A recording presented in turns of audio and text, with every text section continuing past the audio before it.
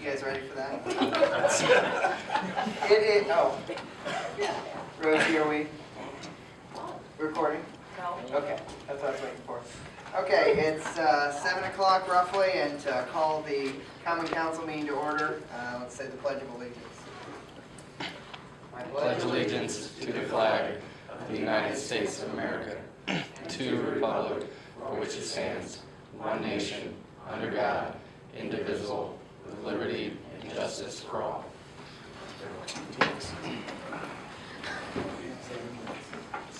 Roll call, please. Weigold. Here. Worrick. Here. Romine. Penrod. Here. Simpson. Here. In front of you are the minutes from the March 13th meeting of the Common Council. All members were present that day. Any questions, comments, concerns about those? Hearing none, can I have a motion? I did not find anything in this one. I was waiting. Second. Motion by Jackie, seconded by Nicole. Any further discussion? All those in favor show by the usual sign. There's 4 votes, without Romine being here. Ordinances and resolutions, do we have any of those tonight? I don't believe so. Okay. Committee reports, we'll start with Bill and the Parking Committee. Just some of the things that the parking committees, I guess, come to a, well, I guess what we will probably be asking the council to look at would be adding a handicap spot in front of the Cluxton. That would take 1 parking spot that's currently there, the first one north of the alley on the west side in front of the Cluxton, and taking that first spot and making a handicap spot. Adding to the ordinance the 6 parking spots that are police only in front of the jail that have always been there, at least to my memory, but have never been authorized by the ordinance. The two police parking spots that are on the east side of Chauncey Street in front of in front of City Hall aren't authorized by the ordinance, so we wanted to add those to the ordinance. Although I think we might move them to the west side when the mayor's spot moves to the city parking lot. I think the consensus is asking to have the parking fines increased to $10 from the current $5. And there's part of the ordinance in 7110 that's hasn't been used by the city so far. It's on towed vehicles and impounding them and taking them to a city lot and the fines and fees that are assessed for that. And we just wanted to, even though it hasn't been used yet, we wanted to update it to current standards. For instance, the impound for the storage fee was $5 a day in the ordinance, and the fee from all of the towing companies are $20 a day. So we just wanted to update it in the event that that was going to be used. Then the city parking lot, taking a look at how we can improve parking there or increase parking there. And so far, the most promising thing is adding to the parking lot on the west side, on the Line Street side. And I think that that would add 8 or 9 spots is what we've come up with. And that solution is going to be significantly cheaper than buying the lot that we discussed earlier, the house. I think a rough estimate on that was pretty close to $100,000. And it looks like we could do the extension to the one we've got on property that we already own for less than 10. I think so. That's about 10% of that. There's still some issues that are out there. We still have some downtown parking issues that we want to take a look at, and some issues out at Eagle Glen that we want to take a closer look at. That's pretty much where we're at so far on it. Okay. Any questions about the parking? Okay. Are there any other committee reports? The police committee police hours and stuff. We'll be meeting Thursday on, I can't remember who's on it. The police committee? Dan and me and Tim, That meets, the committee Thursday morning. meets Thursday morning at 7:30, I believe.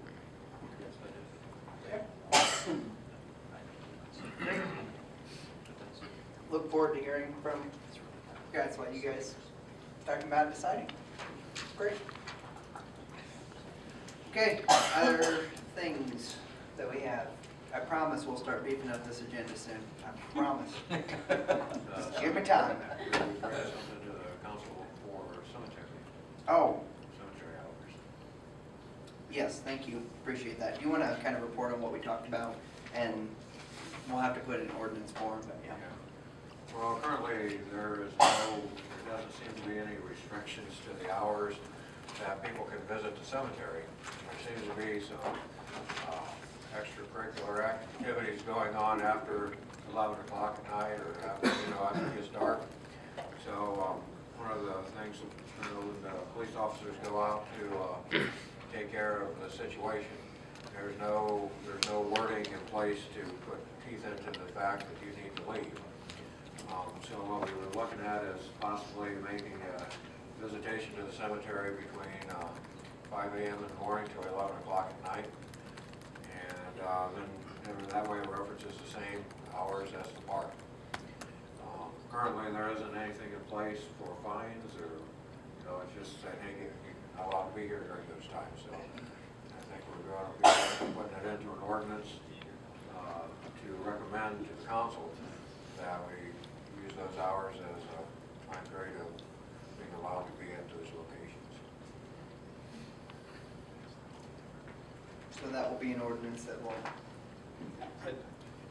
I think that we ought to look at putting some teeth into it, though. Even if it's, minimal, I think we need to put some teeth into it. It doesn't seem to make a lot of sense to say you can't do something, but if you do, nothing's going to happen to you. Right. So that's, We talked about that briefly, but not, we didn't come up with any kind of a fine or, that's the same thing with the park. It's just, they say, hey, you can't be back here. So maybe there needs to be a discipline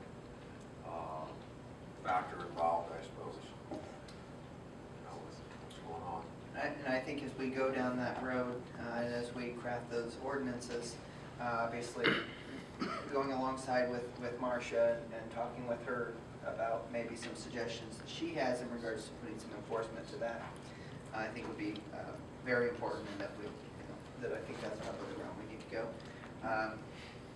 So, and based on the reason the Board of Works is suggesting that is because based on our ordinances, the Board of Works has the control of the cemeteries, and so it would come as a recommendation, which actually I think we approved that recommendation,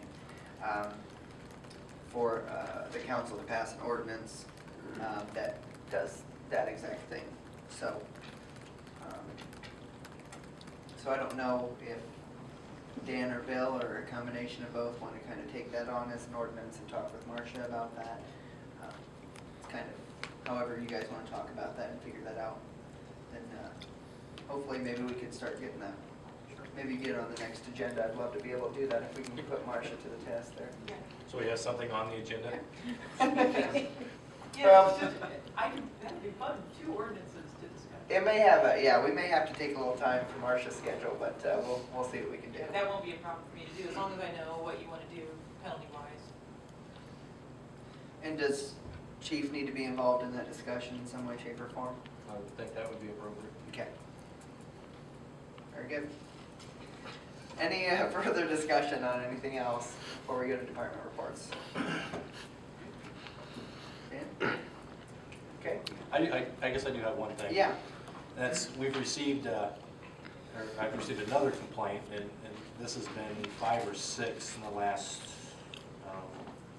a couple during the campaign, and then I think 3 after the election, but of complaints on the traffic at Lincoln Way and 3rd. Some of the people that have come to me have lived in town, and they're having what they feel it's